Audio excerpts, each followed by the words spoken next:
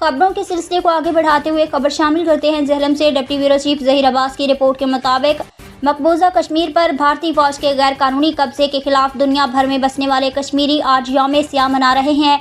कश्मीरी भाइयों से इजहार यकजहती के लिए मुल्क भर की तरह जहलम में भी 27 अक्टूबर यौम सियाह के तौर पर मनाया जा रहा है।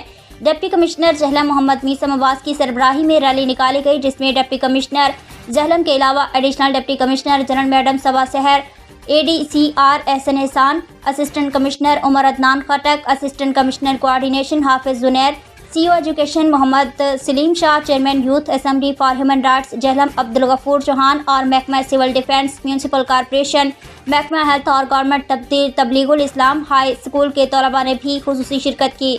इस मौका पर डिप्टी कमिश्नर जहलम मोहम्मद मीसम अब्बास का कहना था, 27 अक्टूबर तजदीद अहद का दिन है। आज के दिन हम अहद करें कि जिस तरह अहले कश्मीर कई दहाइयों से तकमील पाकिस्तान की जंग लड़ रहे हैं, ऐसे ही हम भी कश्मीर की आज़ादी के लिए किसी कुर्बानी से दरेक नहीं करेंगे।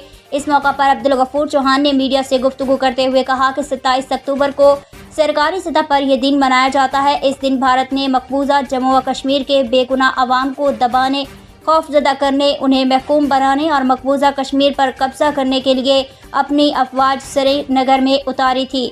भारत का जुल्म व जबर आज भी जारी है। अब तक के लिए इतना ही।